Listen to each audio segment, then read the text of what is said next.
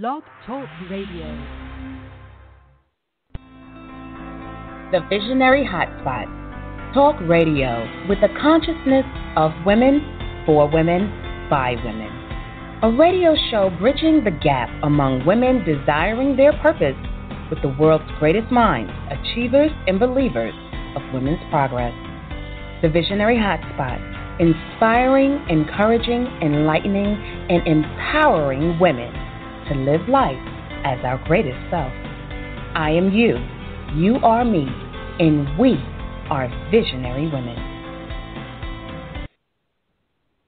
Hello, hello, and welcome everyone to the Visionary Hotspot Talk Radio.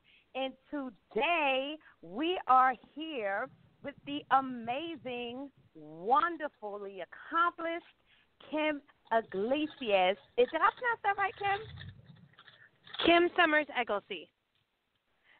Kim Summers Egglesey. How can you get that wrong? That is so absurd. Well, anyway, Kim, it's okay. I sincerely apologize. I don't know why every time I see your name, I say the same thing. We are talking about today, how do we support our inner growth as we travel towards living in peace? Kim, tell us, how do we do that? So there's many, many ways, but I think that a lot of us have trouble experiencing peace when we have crazy expectations upon ourselves and we burn ourselves too thin. We work ourselves to the bone. We don't take time out for self-care. We have all of these shoulds and we're living for what other people want instead of doing the work on ourselves and tuning into what we truly want in our heart and soul. And that a lot of people don't realize that taking that time to work on ourselves and to figure out what makes us tick and what we really want will help us have that peace eventually. You know, Kim, it's fascinating because if we look at the nation in the climax in which we are in currently, this is a conversation that could not have been taken, recorded, aired at any other time because it is so poignant. When we think in terms of supporting our inner growth as we travel towards living in peace. Right now, our entire nation is in a state of unrest. We seem to find more people than not who are in some form of anxiety. They have some forms of worry. They're not happy with their inner selves. And I'm wondering to myself, is the nation a reflection of who we are, or is it vice versa? Yeah, I don't know. I think it varies upon each person, but I think a greater amount of people are buying into the paradigm that everything is tragic and difficult and hard, and so then they just feel that that's a fact. And a lot of people are living in ego, and a lot of people are living in fear. And I think layers of just shame and guilt and fear and anger and different things that have happened to people, if they don't remove those layers by working on themselves and finding ways to heal, then what happens is they're acting and behaving and communicating through those layers of anger, shame, guilt, and fear from all different things. It could be from what their parents did to them, or a teacher, or bullying as a child, or all kinds of things. But I think there's a great number of people that are living that way right now without doing the work, and thus that's what's happening in the world. Wow. Kim, you hit that on the head.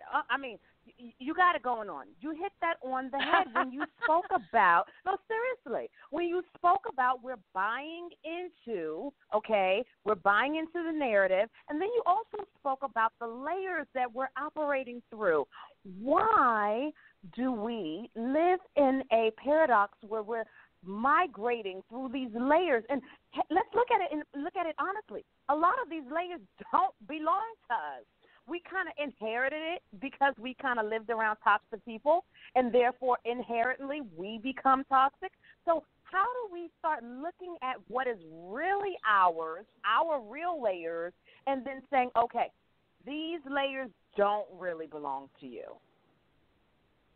A lot of people just never do because they don't know, and they're just comfortable, putting their energy into. A lot of people are in pain, so they put their energy into something painful like politics so they don't have to face their own pain. Or somebody might feel not enough, so they work hours and hours and hours and hours to be enough, but never get to that place of fulfillment because they haven't reached the core of why they feel that way.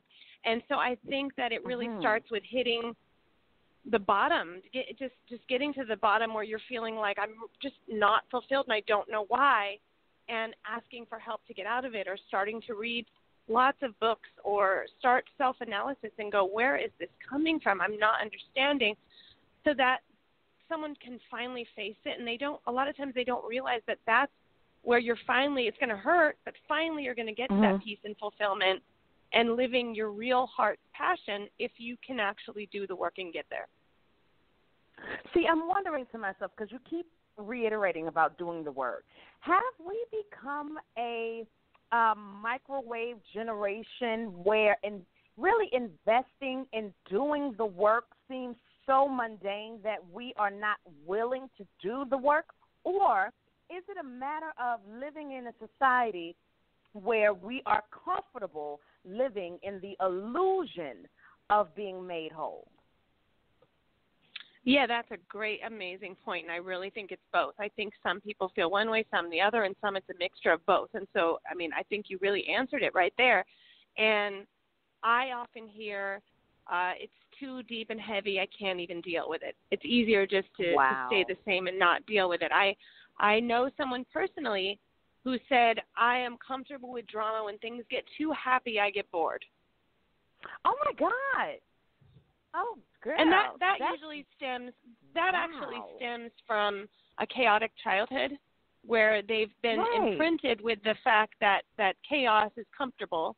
So when they have too much happiness, it feels uncomfortable. That is incredible, Kim, because you know what? It kind of brought me back to the old saying, misery loves company.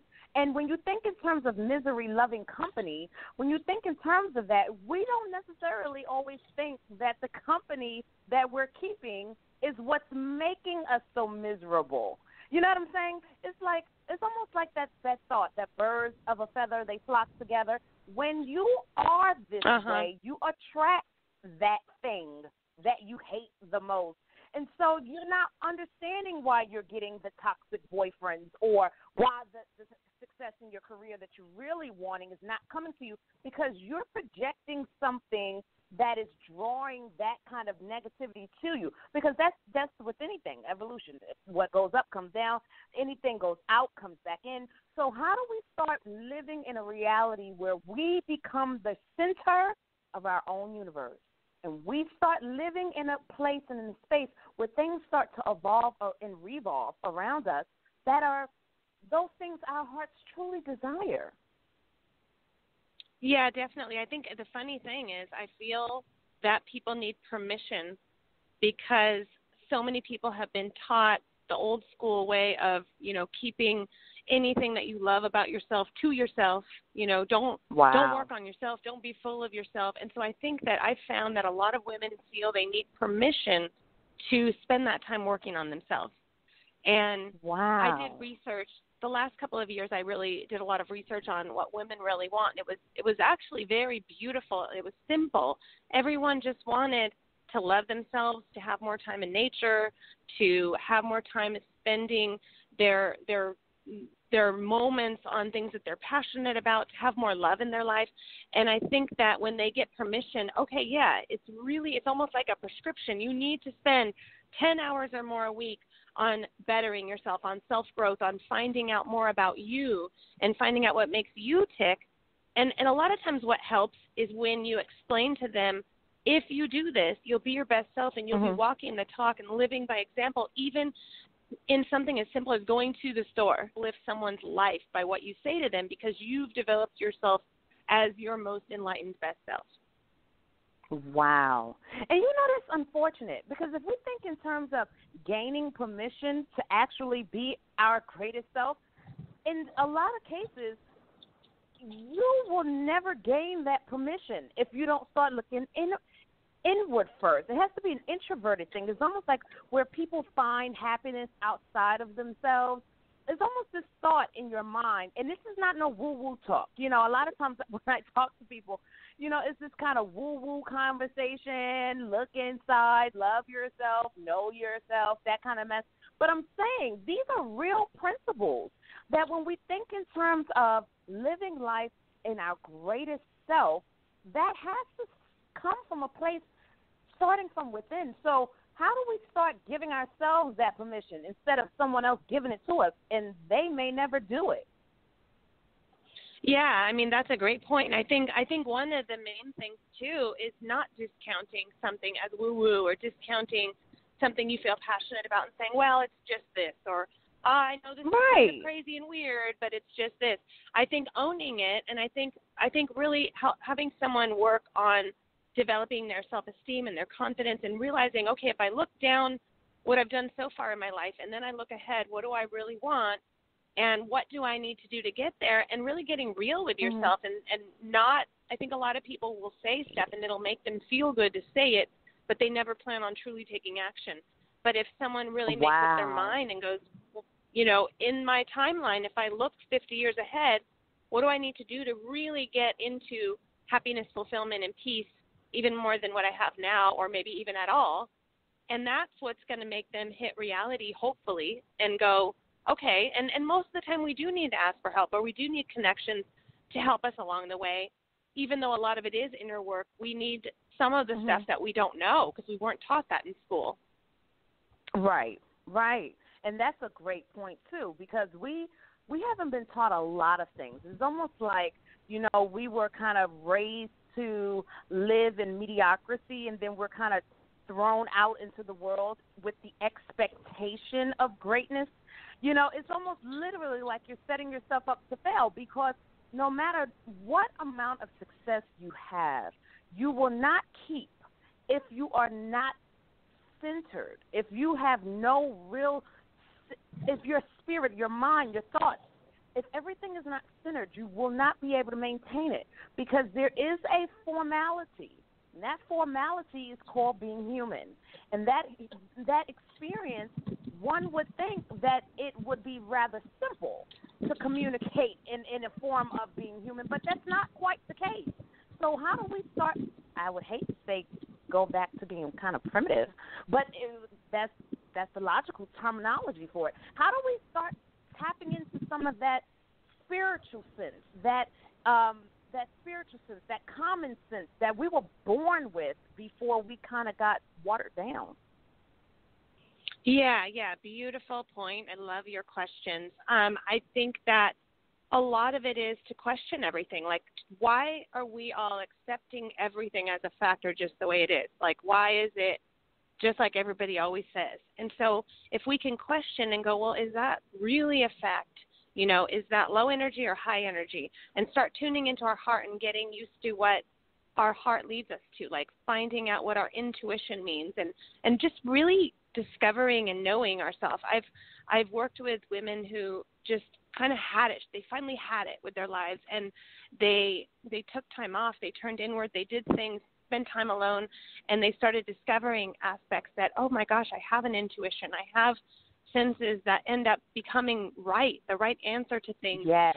And I think getting rid of the fear of what people think, you know, and just doing things and owning it anyway. And it's so scary for some people, and that's why I say, you know, sometimes we do need help with things like that to get the guidance or get the help. But I think that it's pushing out of the normal, typical societal rules that often, I think, try to keep people down. Right. Kim, that is such an excellent point. Because I do believe that there are subcultures within cultures, and there are rules to these cultures that literally kind of set us up to fail, as you stated, because when we think in terms of what it really takes to live a whole life, you know, it just came to my thought process. When we think of a pie chart, we are only looking at segments of that chart, but we don't have a clue on the real manifestation and the hard work that it takes to take away those segments and make that entire chart one whole piece. How do we start seeing that? Because as you mentioned, a lot of people do need that.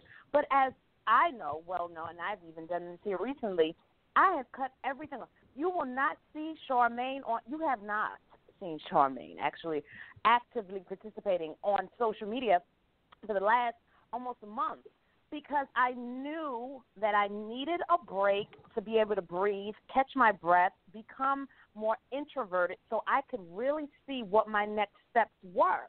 So why has that become such a problem for people? Because is it a fear or is it a fear of being alone? Yeah, I think, and that's bravo to you, because just you saying that is a great way to live by example, because I think just us, the people that dare to do so, you know, and are bold enough to do so, claiming whatever you may be doing that is in line with following your heart and being your truest self, is going to inspire so many other women to do so. And like, oh, wow, that just activated something in me, and I'm going to step into that. And so I think that's beautiful. I think it's different for each person, definitely. But I think that a lot of people just don't even know how or where to start and how to, you know, sometimes they don't even know they're lacking something. They don't know why they're feeling what they're feeling.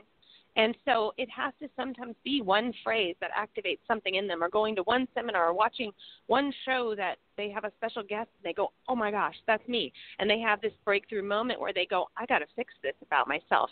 And it, I think what gives people hope is people like you and I that explain to them, you know, we're real people. We walk the talk. We're still authentic, and humble, and have a great life. But we've done the work, and we promise you it pays off. Yes.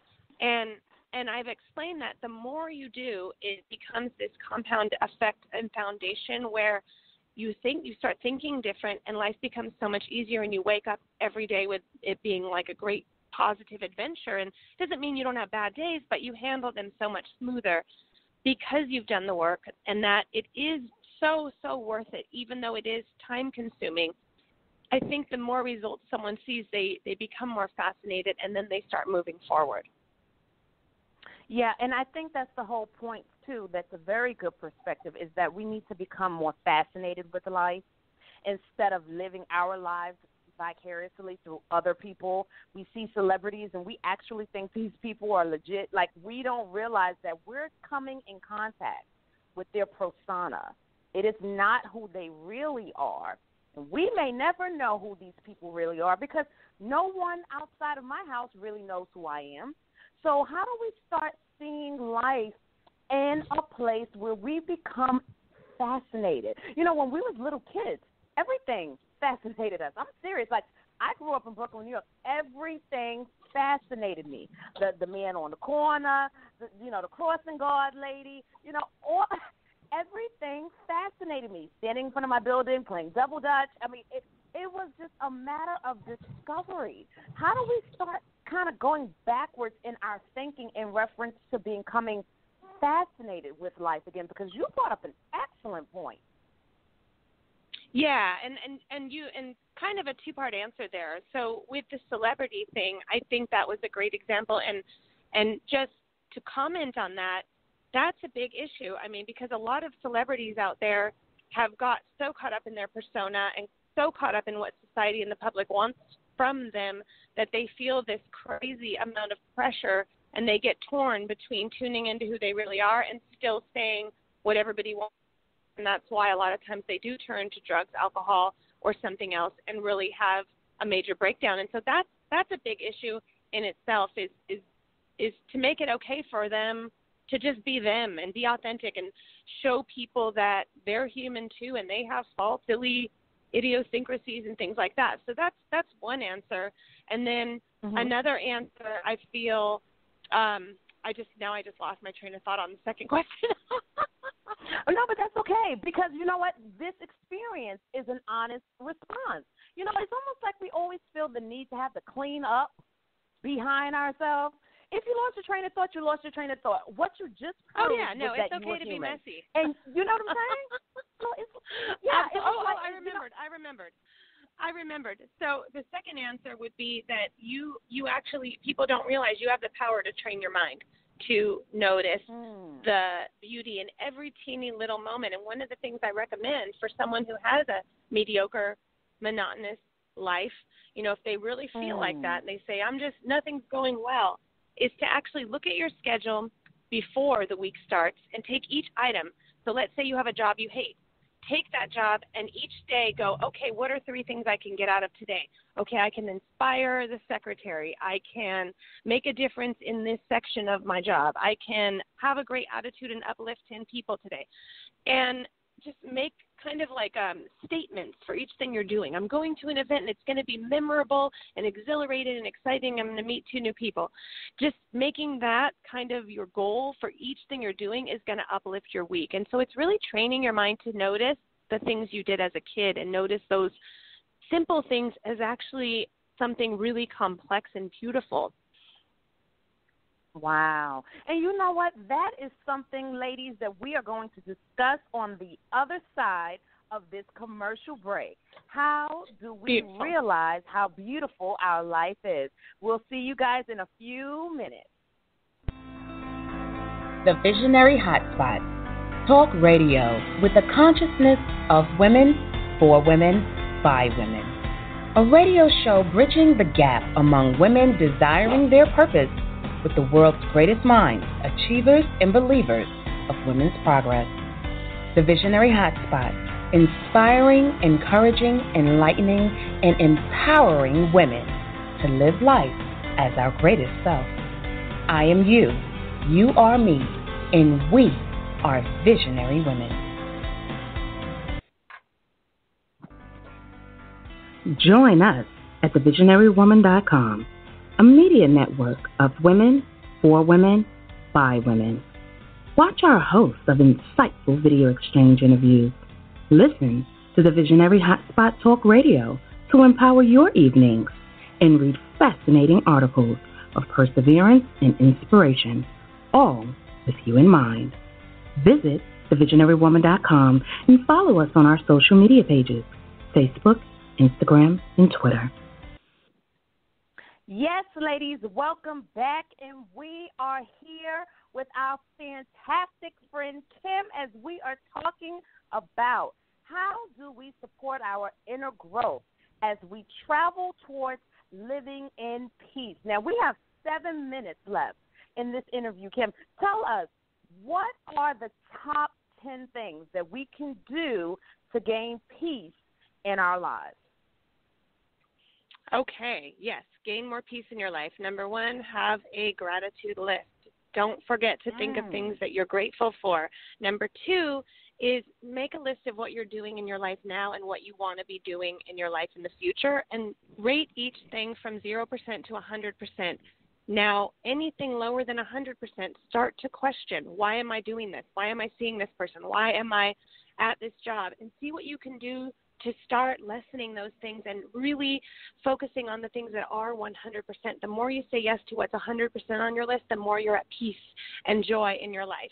So that would be 2. Number 3, be with people who support, uplift, and encourage you and you them. That's a big, big, big one. It can make a huge difference in your life. Connection is huge.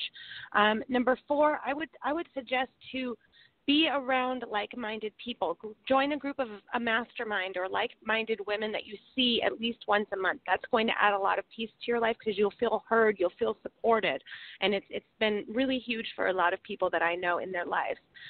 Number 5 is schedule in fun. Too many people forget to have fun and they don't schedule it in, and that adds chaos to your life. If you're not having enough fun, then that's going to make you feel lacking and make you feel like you're not experiencing that inner child joy. Number 6, I would say, is to work on yourself. Like the great Jim Rohn said, work harder on yourself than you do on your job. And I'm giving you permission right now that that's going to change your life. So work harder on yourself than you do on your job. Am I on number 6 now? Yes, you are. You're on number 6, and I'm trying to write as fast as you're talking, but this is incredible. Go ahead. Okay, I'm not going to interrupt you. Go ahead. Oh, yeah, thank you. Okay, and then number 6, I would say change your communication. Be hyper aware of your communication. Quantum physics have proven that the way you communicate to yourself and others can actually affect how long you live and how often you get sick. And so instead of using words like I'm overwhelmed, I'm stressed out, I'm frustrated, you need to use words like I'm in demand, I'm challenging myself to be even greater, I'm fascinated. Words like that. What kind of words are you using? I have to or I get to. That's an example of that. Number 7, what you focus on will grow. So start to notice and tune in. Am I focusing on what's low energy and negative and horrible in the world and in my life, or am I focusing on the good and the peaceful and the positive? And just your focus alone is going to add more peace to your life if you're focusing on what is going well and what is positive. Number 9 or 8? Number 8? Yes. Number 8. Number 8. I'm losing my track of my counting. Number 8, I would say to try to read a different book a month, or what I like to do if you're a speed reader is grab about 5 or 6 books a month and skim through them to the parts that really just make you feel excited and really take in that info and grow and become a better person. Then in turn, you'll be able to help others with that as well. Number 9 is volunteer. I think that finding a way to give back, regardless of how you give back, finding a way to give back will fill so many voids in your life, because when we're feeling down or low or the opposite of peace, when we actually give and be of service and be kind to others, it ends up filling that up with a peace that's really unexplainable. And one of the things that I do with my kids is we go visit, about once a month, we go visit a nursing home, and we just bring little gifts and we give them hugs and we talk to them. And you should see, I mean, these people barely get visited. So they're crying, they're hugging us, and it fills us up. I mean, I feel like it's actually kind of selfish because we get so uplifted from doing that. So just find some sort of way to volunteer. And then I would say, let's see, number 10, I would say is to really tune into what your values are. I think that when you're not in alignment with your values, you won't be at peace. If you're doing things in your life that are not aligned with what you really want and who you really are, that's when we feel turmoil, the opposite of peace. And so I think, you know, you can actually look on Google and just put list of values and tune in and go, wait, well, out of these, 400 choices of values, which are the top 10 that really resonate with me? And if you can memorize the top 5 and just have them in the back of your mind at all times, and then you can tune in and go, who am I seeing? What am I doing? How am I behaving? Is it aligned with my values? And that's going to also help you get a lot more inner peace and peace in your life. Oh, my gosh. Kim, girl, you did that, girl. You broke that down. That was a book right there. Those 10, thank you. Girl, that was a book. I need your healing. When the people call and they say, girl, who was on your show? Kim Summers Egglesey. I got it. See, Yay. I got it at the end. Kim You got Summers, it. Tell us, how do we reach you? How do we get your books? How do we connect with you? Thank you. Thank you so much. We need your help. How do we do that? You're awesome. I loved it. You have the best questions of any show I've ever been on. So my website is kimlifecoach.com. Very easy to remember. Both of if you look up Kim Summers Egglesey, my books are available on Amazon. I've co-authored 9 books, and I've written 2 books, Getting Your Life to a 10-plus and Living the 10-plus Life, which is all about a lot of what I talked about today, actually. And if you want info on my confidence course, I actually have a confidence course. It's under kimsconfidencecourse.com. Wow. Oh, my God. Lord, you just a whole package. Girl, one-stop shop. I'm telling you. Listen, when you need your cup filled, when you need to know how to live in a state of peace, when you are looking for an excellent read, everyone go check out Kim Summers Egglesey. She got it going on. She's going to help you fill your cup. We're going to all be in a state of peace so this country can come out of turmoil, because that's not where we're supposed to be, everyone. Remember, you can always catch me, Charmaine Caraway, at thevisionarywoman.com. You can check out my Facebook, my Twitter, my Instagram. I'm everywhere. We will see you and talk with you next week, Thursday. Every single Thursday at 5 p.m. Central Standard Time. We'll check you out soon. Later. The Visionary Hotspot. Talk radio with the consciousness of women, for women, by women. A a radio show bridging the gap among women desiring their purpose with the world's greatest minds, achievers, and believers of women's progress.